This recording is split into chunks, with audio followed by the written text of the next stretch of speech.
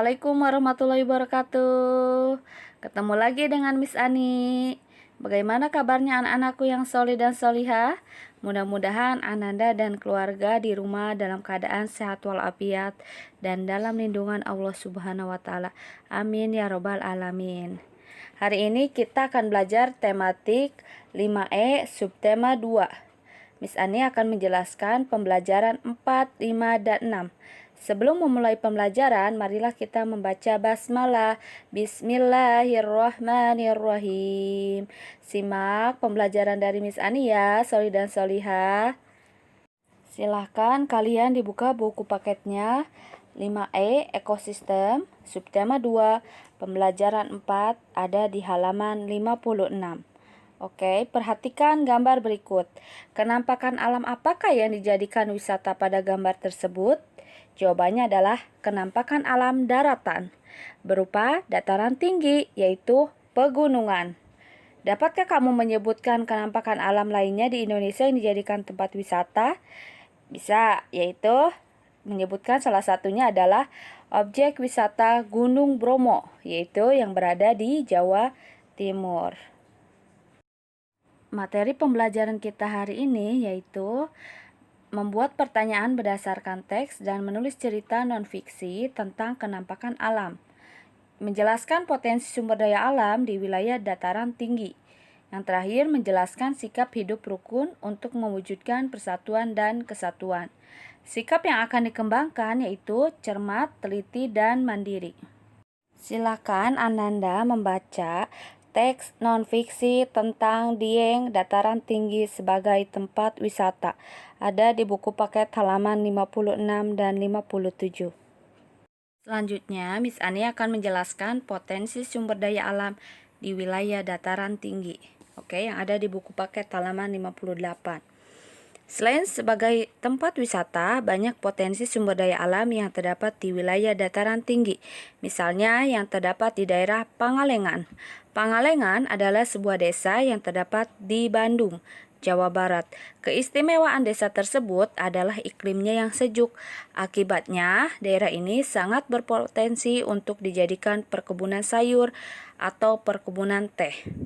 Karena keindahan alamnya, Pangalengan juga sering dijadikan sebagai tempat tujuan wisata. Untuk paragraf 2 dan 3, kalian baca sendiri ya. Setelah kalian membaca teksnya, marilah kita bersama-sama menjawab pertanyaan berikut ya. Nomor 1, tuliskan potensi sumber daya alam yang terdapat di daerah Pangalengan, Bandung, yaitu perkebunan sayur, perkebunan teh, dan dijadikan tempat tujuan wisata. Nomor 2, apakah potensi sumber daya alam yang terdapat di sana dapat hilang? Berikan alasannya. Bisa, karena jika kita tidak merawatnya dan menjaganya. Nomor 3, bagaimana cara menjaga potensi sumber daya alam tersebut? Yaitu tadi dengan cara menjaga kebersihan lingkungannya, merawatnya, dan tidak merusaknya. Nomor 4, pernahkah kamu berkunjung ke salah satu wisata kenampakan alam yang terdapat di Indonesia? Kalau Miss Ani pernah ya. Silakan kalian jawab ya. Nomor 5, jika iya, jelaskan potensi sumber daya alam yang terdapat di daerah tersebut, yaitu sebagai tempat tujuan wisata. Bisa untuk pertanian, peternakan, perkebunan, dan banyak sebagainya. Oke, paham solih dan solihah? Sudah dicatat jawabannya? Kemudian, Miss Ani akan menjelaskan sikap hidup rukun untuk mewujudkan persatuan dan kesatuan. Selain memiliki kenampakan alam yang beragam, Indonesia juga memiliki keragaman suku bangsa, budaya, dan agama. Jika tidak disikapi dengan bijak, keragaman tersebut dapat menimbulkan perpecahan. Salah satu sikap bijak dalam menghadapi keberagaman adalah menerapkan sikap hidup rukun dalam kehidupan sehari-hari. Kita harus menerapkan sikap hidup rukun dengan semua masyarakat, termasuk yang berbeda agama, suku bangsa, budaya, maupun ras. Penerapan sikap hidup rukun akan menciptakan suasana yang damai, aman, tertib, dan tentram. Oke, silakan kalian baca teks tentang belajar toleransi dari Kampung Pancasila yang ada di buku paket halaman 59. Setelah membaca teks tersebut, marilah kita menjawab soal teks yang ada di buku paket halaman 60. Nomor 1, bagaimana wujud kerukunan yang terjalin antara warga di Desa Balun? Yaitu jawabannya adalah sikap toleransi beragama. Nomor 2, mengapa toleransi menjadi salah satu sikap penting dalam menghadapi keragaman? Karena dengan sikap toleransi akan tercipta perdamaian dan suasana yang harmonis. Nomor 3, tuliskan perilaku yang mencerminkan toleransi warga di Desa Balun, yaitu saling menghormati dan menghargai antar pemeluk agama di saat kita memperingati Hari Besar Agama. Oke, sudah dicatat jawabannya, Soli dan Solihah? Pada pembelajaran 5, perhatikan gambar kupu-kupu dan bunga berikut ini ya. Pernahkah kamu melihat kupu-kupu yang hinggap di bunga? Pernah. Kupu-kupu dan bunga merupakan dua makhluk hidup yang saling bergantung.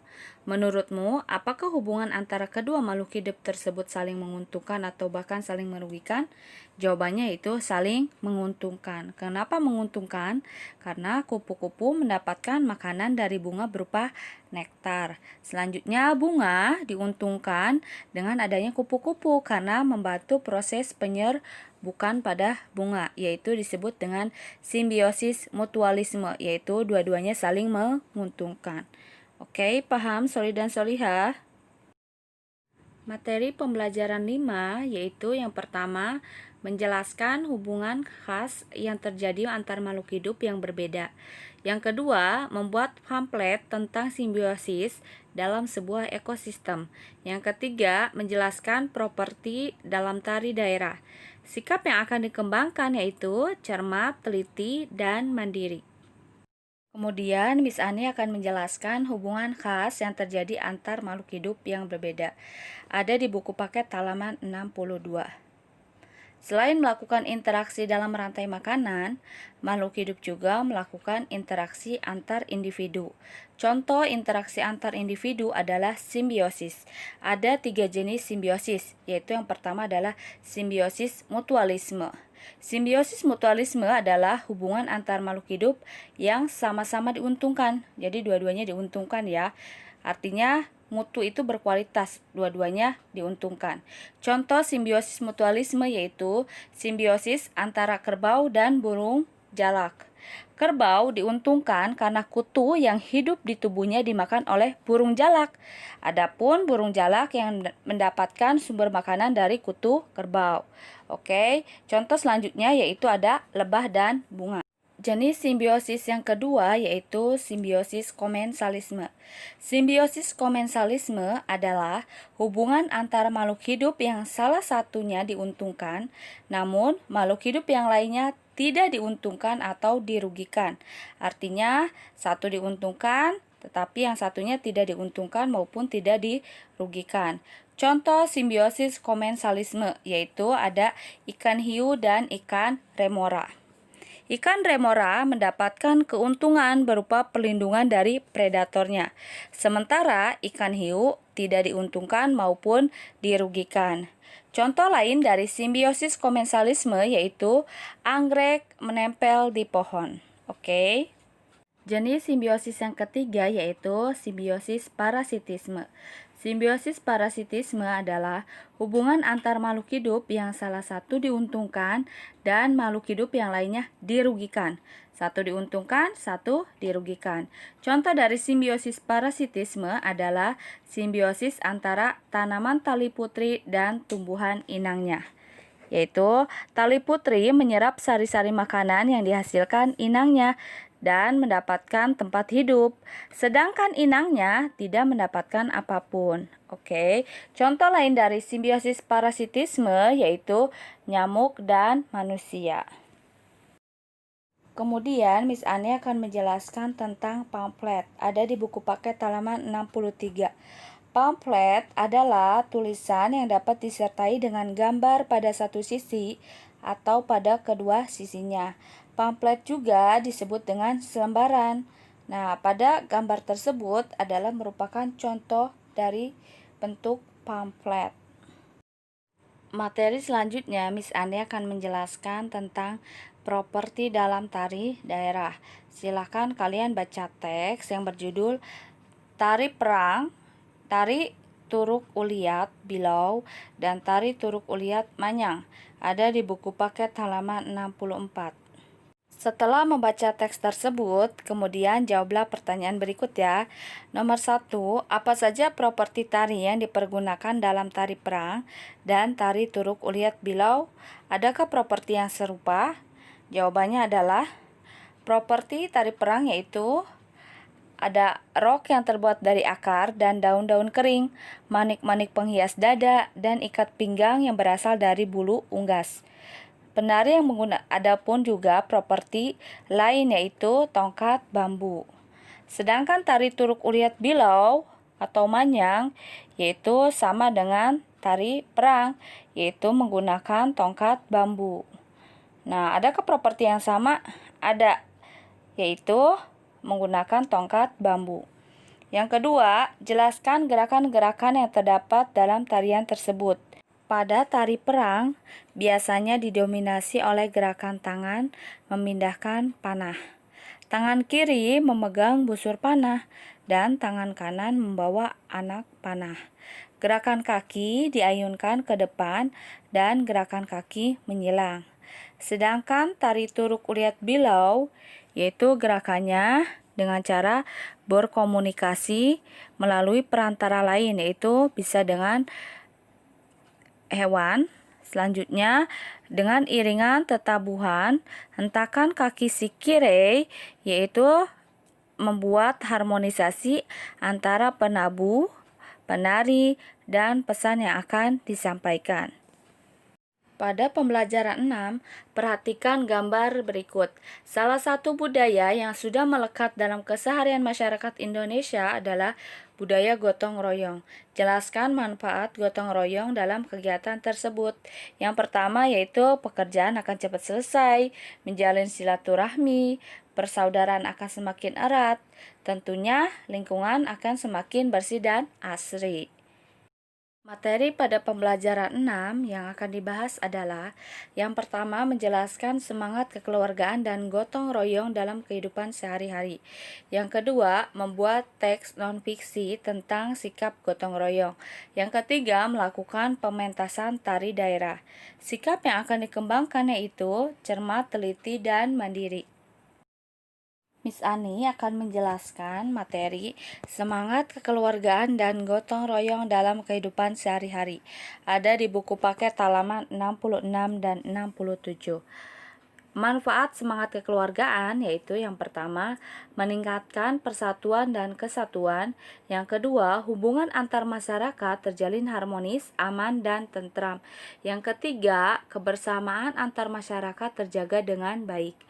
Kemudian manfaat gotong royong. Yang pertama yaitu memperkokoh rasa persatuan dan kesatuan. Yang kedua, mempererat tali persaudaraan. Yang ketiga, meringankan pekerjaan sehingga cepat selesai. Yang keempat, menumbuhkan solidaritas dan kebersamaan antar sesama. Yang terakhir yaitu meringankan kesulitan orang lain. Oke, paham solid dan solihah? Silakan kalian membaca teks tentang gotong royong dalam masyarakat Indonesia.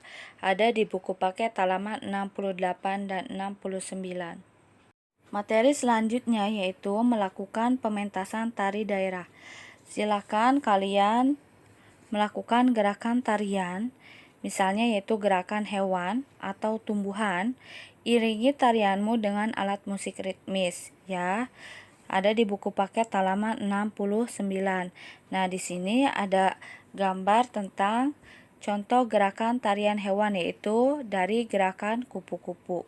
Perhatikan contoh gerak tari kupu-kupu berikut ini. Yang pertama, berputar berkejaran sebanyak 3 kali 8 hitungan, lalu ke tengah panggung menghadap ke depan. Yang kedua, bergerak ke kiri dan ke kanan dengan arah berlawanan sebanyak 2 kali 8 hitungan. Yang terakhir, berputar di tempat sebanyak 2 kali 8 hitungan. Oke, paham solid dan solihah? Silakan kalian bisa praktekkan sendiri ya di rumah ya. Sekian penjelasan materi dari Miss Ani ya. Mudah-mudahan materi pembelajaran hari ini dapat kalian pahami dan mengerti ya anak-anakku yang solih dan solihah. Untuk tugas tematik tema 5, silahkan kerjakan Bu Pena, latihan soal subtema 2, halaman 125 dan 126. Batas pengumpulan terakhir yaitu hari Jumat, tanggal 13 November 2020. Dikumpulkan di sekolah. Paham, solih dan solihah? Semangat belajar di rumahnya ya. Mari kita tutup pembelajaran hari ini dengan membaca hamdalah. Alhamdulillahirabbil alamin. Wassalamualaikum warahmatullahi wabarakatuh.